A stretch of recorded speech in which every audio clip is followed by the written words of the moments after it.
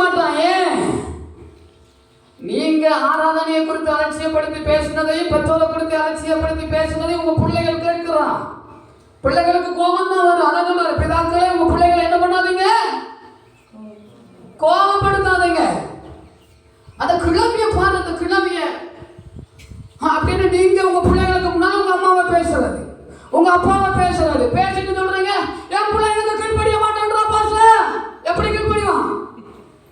கவனிங்க, எப்படி கீழ்படிவான்னு கேட்கிறேன்னா, கவனிங்க பிரியமான தேவ பிள்ளைகளே, நீங்க உங்க தாயை தகப்பனையும் அவமதித்து பேசுவதை உங்க பிள்ளை கேட்கிறதுனாலே உங்க பிள்ளை உங்களுக்கு ஒருநாளும் ஒருபோதும் கீழ்படிய மாட்டாது.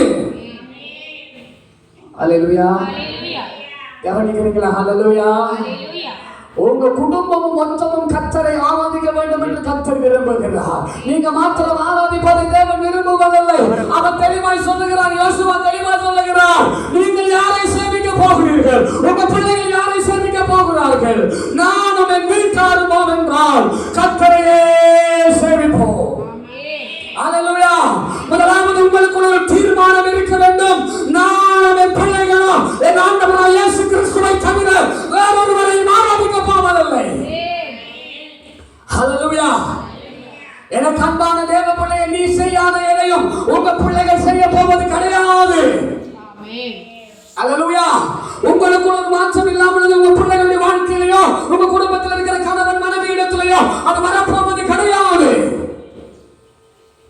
இன்னைக்கு என்னதுக்கு நாம ஆராதனைக்கு போக அப்படின்னு நீங்க உங்க பிள்ளைகளுக்கு முன்னால பேசுறது உங்க பிள்ளைகளுடைய இருதயத்தில் அப்படியே பதிந்து விடும். பிறகு ஞாயிற்றுக்கிழமை வாடா, ஆராதனைக்கு வாடா, ஞாயிற்றுக்கிழமை வாடி அப்படின்னாலும் என்ன செய்ய மாட்டான்? சொல்லுங்களேன். ஒரு நாள் வர மாட்டாங்க. அப்ப எப்படி குடும்பம் ஆராதிக்க போறீங்க? சொல்லுங்க. குடும்பம் முக்கியமா இல்லையா?